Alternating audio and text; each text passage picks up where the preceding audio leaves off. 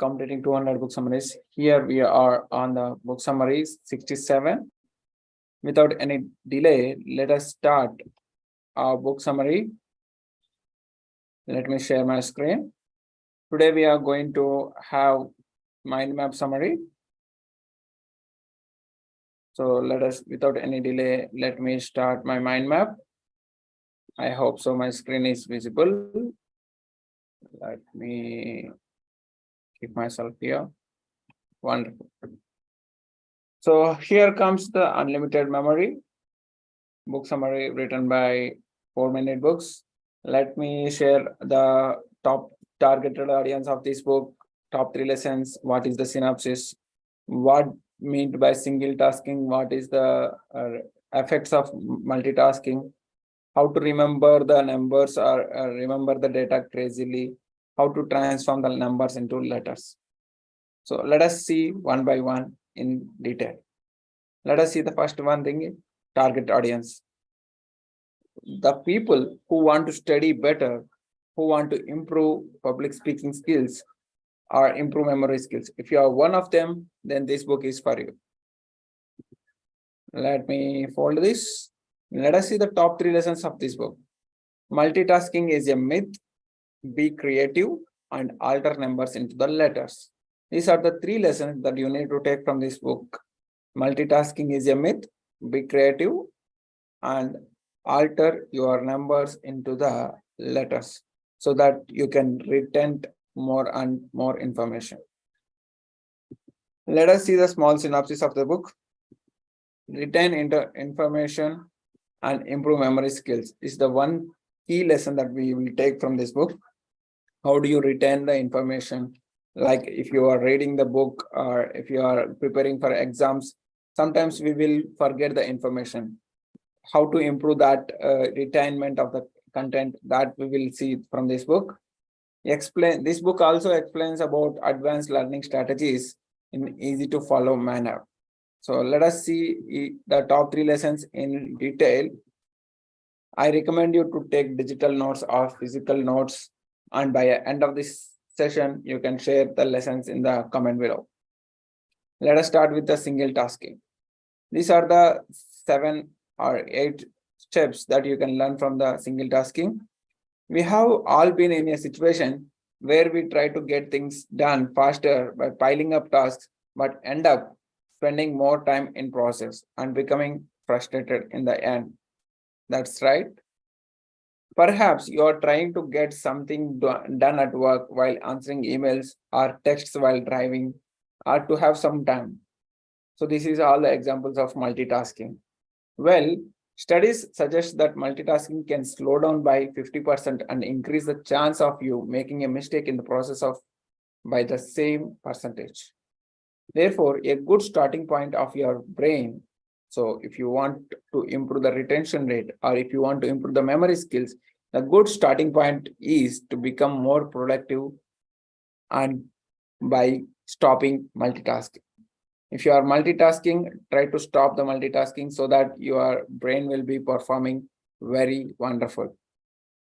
When targeting your attention at one thing at a time, your brain gets direct all its resources. When you focus on doing one thing at a time, your brain gets to direct all its resources on that particular one thing and prioritize it, which in turn will make you remember it and understand it better. Another thing you can do to keep your mind focused is to quiet the mind chatter. How to do that? By finding a purpose or a specific objective of whatever the task you set for. When your efforts are targeted towards a specific goal, your brain focuses on the particular thing until it gets done. However, to target your undivided attention to your plan, you must feel motivated about it. So, to target your undivided attention of your planned task, you must feel motivated about it. Whether you set a reward system or you set for what is your deep intention for achieving the task. Ask why for your task so that you will get that. To be successful in this approach, you must set a clear goal that you truly understand and know that you can achieve. It helps to ask yourself question. Now it's time to ask yourself one question. How is this task helping me in my future? Ask this powerful question. Suppose I have come up with the new technology of mind map summary. How is this task helping me in my future? Or how can I use this information later in my life? Means we all have lots of information from the different social medias. So how can I use this information in my life? This is the powerful question, and this will help you to eradicate the multitasking and to focus on single tasking, one task at a time, which helps you to move forward and to retain the more information in the long run. So let us see the second lesson, remember crazily. Remember crazily is a 5-step pointers. I have made it. Sometimes we read and read pages while preparing for exam or while preparing an article. Only to realize that we ended up remember nothing. We might have read 100 pages book, but we might be ended up with remembering nothing. Whether you find your mind wavering around in the process or you get easily distracted, it's time to apply the first lesson, what we have learned, single tasking, and enhance your concentration. Now let's try to focus on improving your retention. Means if you want to retain the information, means whatever you have read, you want to make it stick in your brain for long term, you can try improving your memory by bringing it to life. One way to do so is associate words and phrase with the things you already know well. That what one of my mentors says, that connection of known to unknown. Another trick is to break down words into smaller chunks and make them sound like something funny or remind you of something observed. This all memory coaches will do. The author suggests this in a good way to remember capitals and foreign words. You know, there are lots of countries in the world, means around 700 countries, I'm not sure. And there are capital city for each and every country. Teachers train their kids to improve their memory by stating the country name and remembering the capital names. How do this do so? It's all about how they use the imagination techniques. Moreover, learn to use imagination. We use visual creatures, so picturing something can help us learn faster. There is a research saying that visual memory has 22 times more than that of auditory memory. Whatever you listen, it has some effect, whereas the visual power has 22 times more than that. Personally, I find this trick quite useful as it has always worked for me. I had worked with one of memory coach Amrut Jadhav, where he explained about these techniques in practical. For example, if your aim is to remember a chemical process, suppose, let us take an example. If your aim is to remember a chemical process, try to picture the way it's happening step by step, the way it looks like, or even how it smells like. Information sticks better if you involve your senses. And with a bit of imagination, your speed of retention can increase significantly. So information sticks better if you involve all your senses, eyes, ears, and hands, writing down on the notes, whatever the things, involve all your senses on single focused task, and you can imagine the things with the power of visualization. This will help you in the speed of retention. After completing this class, try to retain the lessons, whatever we are reading or learning from this some mind map, so that you at least will see how much retention rate you have in the comments below. Let us see the third powerful lesson that we have seen in this journey, which is nothing but transform the numbers into the letters. Let us see how. There are many tricks you can try to improve your retention. However, the author suggests using one in particular, transforming numbers into the letters and sounds. You might be experience this one situation that you will not able to remember the mobile numbers of almost 30 to 50 numbers.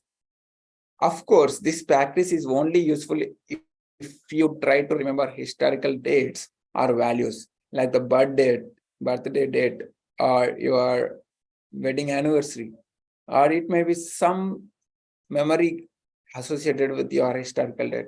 But that type of information makes up a large part of what we usually study or try to remember. Now let's work with an example to understand this concept very better. Take number 9 as an example. And if you flip it horizontally, it looks like a P or B. If you flip it horizontally once, it will look like a P. And after that, if you flip it in a vertical, it will look like a B, right? So whenever you see the number 9, try to replace it with the P or B. Now let us say take the number 6. It will also be the same. B. If you flip it horizontally, it will be looking like B. Like this, you can transform each and every number with the letter. This one can be transformed into the sound SH because they sound alike. Now let us say you have been these characteristics for these numbers and you are trying to remember the year 1969. Now let us see how to remember the 1969. When a human foot stepped on the moon for the first time. With your newly created value system, number to letter system, 969 could sound like the word shop. 6 stands for SH, 9 stands for B, another 9 stands for O, P. So bishop is the 969 keyword. Does it make sense? I hope so. 9 stands for B, BI, and 6 stands for SH, and 9 stands for OP. So if you want to remember 969 number, you can simply name it as a bishop. It will take time for practice, but once you practice it, you can easily remember the numbers with the changing format of words. Remembering information is all about creating a system that works for you. If you find that linking data to the things you already know, which helps you, such as associating an event from 1969. Suppose that might be your mother's date of year of birth, or it might be your father's year of birth, or it might be some event happened at the time, like a Republic Day might be happened. Like the year your relative was born, with man's first contact with the moon, then do that.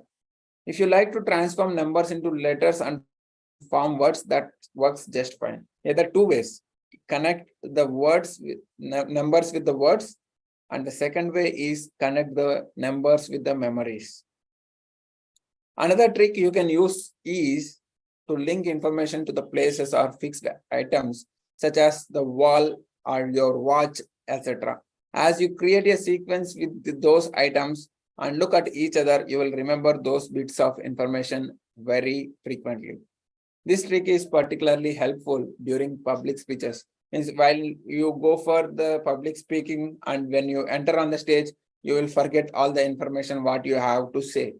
At that time, this trick will help you when you remember or visualize the things that you use in your preparation journey. So these are the 3 lessons that I want to share from this book, Unlimited Memory. And I want to repeat it all the lessons again. Multitasking is a myth. Try to focus one task at one point of time, which will help your brain power increase more and more. And remember, Crazily says that remember the things as per your breaking down words into smaller chunks.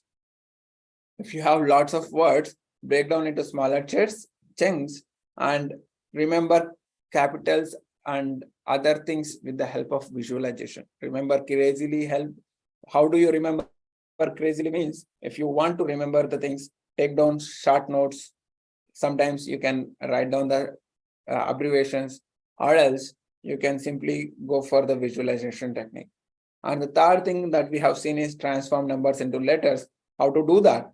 There are two techniques of this. One is transform the number with the words, as we have seen 969 number with the bishop, or else you can simply transform the numbers into the memories. Like 1969, you can simply associate with your mom's year of birth.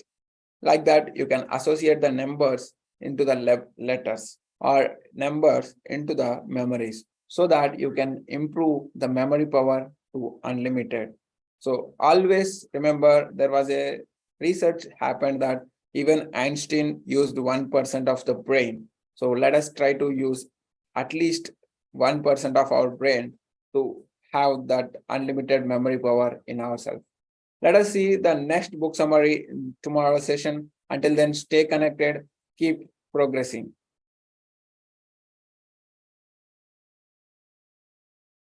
If you feel connected for this live session, showcase your lessons into the comments.